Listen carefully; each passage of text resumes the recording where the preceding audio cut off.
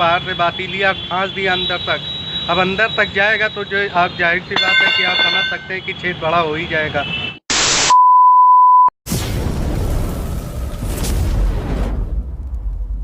लो दोस्तों, good morning, welcome back my YouTube channel. तो दोस्तों अभी सुबह के बज रहे हैं 9 और अभी गाड़ी लेके निकल चुके हैं और ड्यूटी को जो है ऑन किया नहीं है। उसका रीज़न ये है कि जो है गाड़ी में पंचर हो रखे हैं, कील लगी है और जिसकी वजह से अभी पहले गाड़ी का पंचर बनवाएंगे और उसके बाद ही ड्यूटी को ऑन करेंगे।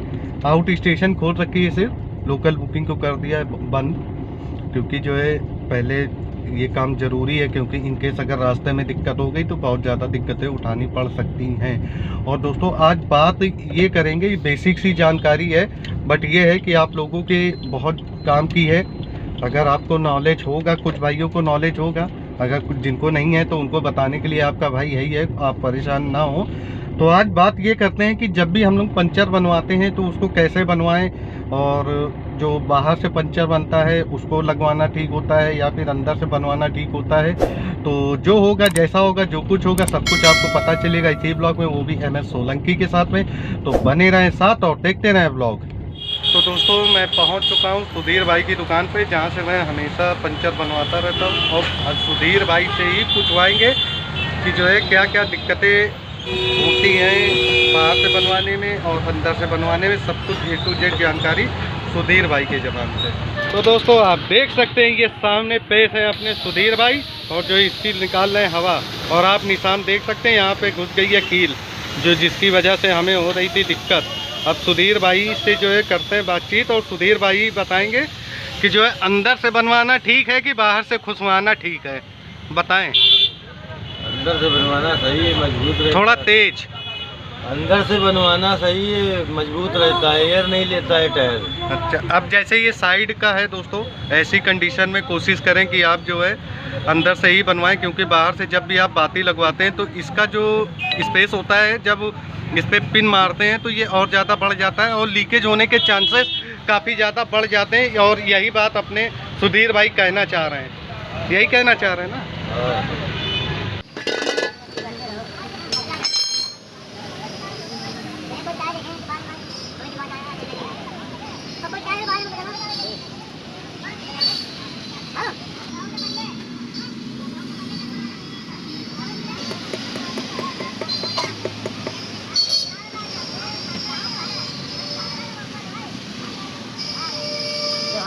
लो।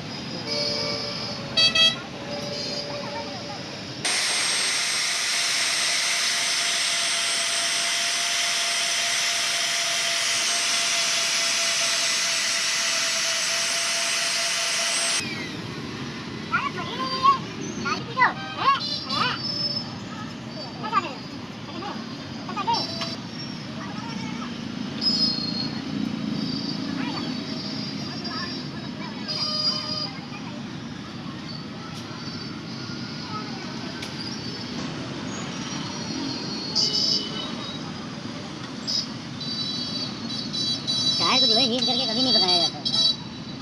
टायर को हीट करके जो पकाते हैं, ये सब अभी तुमसे हम बात में पूछेंगे, इसमें तब बताना अच्छे से।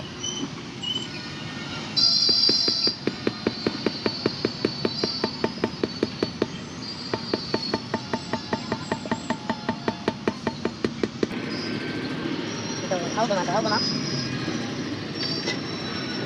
आओ घुमा, आओ घुमा, घुमाते रहो, आओ घुमा दो, आओ बस।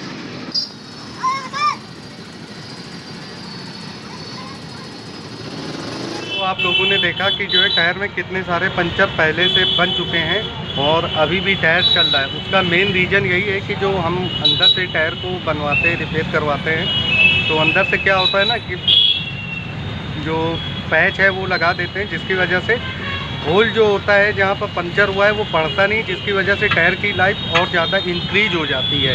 तो इसीलिए जो है कोशिश करें कि जब भी जो पंचर को बनवाएं तो वो अंदर से ही बनवाएं, बाहर से ना बनवाएं। बाहर वाला बस ये है कि जल्दी हो जाता है, इसमें थोड़ा टाइम लगता है, टायर खोलना पड़ता है, फिर टायर को पूरा बाहर निकाल के रिम से उसके बाद रिपेयर होता है। वैसे क्या है, टायर लगा रहता है गाड़ी के अंदर, बाहर से बाती लिया, फांस दिया अंदर तक। अब अंदर तक जाएगा तो जो आप जाहिर सी बात है कि आप समझ सकते हैं कि छेद बड़ा हो ही जाएगा। कैसी अपमानजनक बातें कर रहा है लड़का।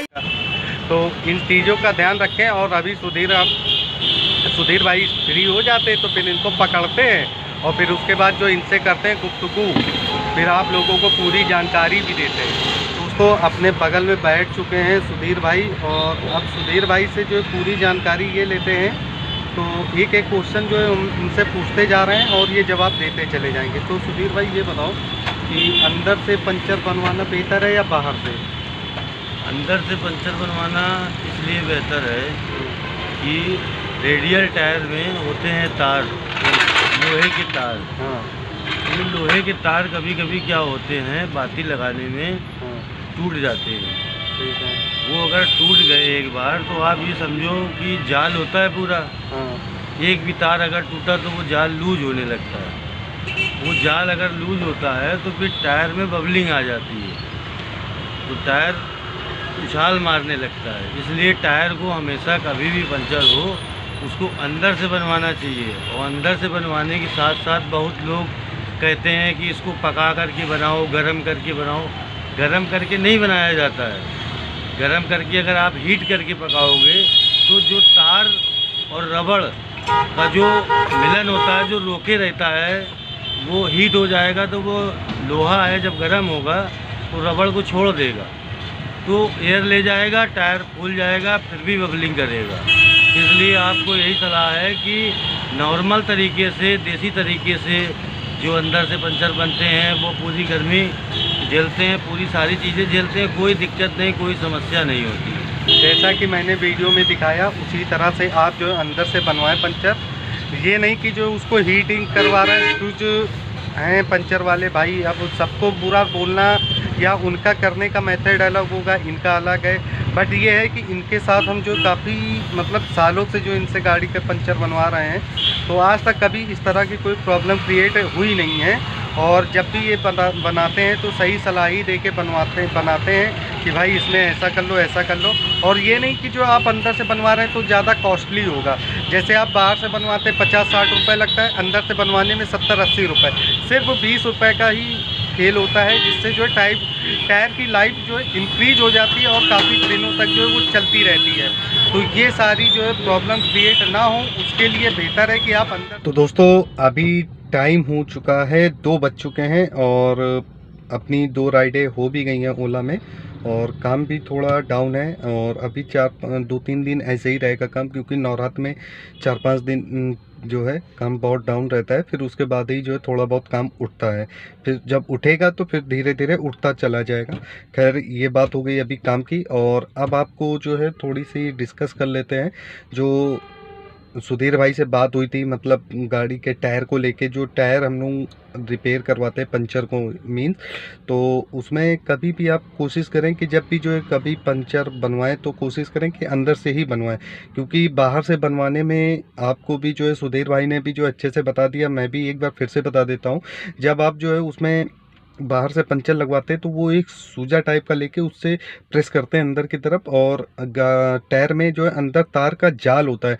अगर एक भी तार जो है टूट जाता है, जिसकी टूटा तो आप ये मान के चलिए टूटने के बाद से फिर उस जगह पर एयर बनेगी, एयर बनने से बबलिंग आ सकती है, और जब तार टूट जाता है तो मजबूती भी उसकी ग्रिप भी हो जाती है कमज़ोर, जिसकी वजह से दोबारा से लीकेज होने के चांसेस जो है काफ़ी ज़्यादा बढ़ जाते हैं। और कभी भी आप लोगों ने नोटिस किया होगा, अगर आप बाती लगवाते हैं तो जिस जगह पर बाती लगी होती है साइड में, अक्सर जो साइड वाले पंक्चर में अगर आपने बाती लगवा दिया तो वो हफ्ते भर, महीना भर या 1-2 महीने बाद जो है उसी जगह से दोबारा से लीकेज हो जाते हैं। उसका मेन रीज़न यही है कि जाल कमज़ोर होता है और फिर उसके बाद से जो है लीकेजिंग की प्रॉब्लम फिर से हो जाती क्रिएट।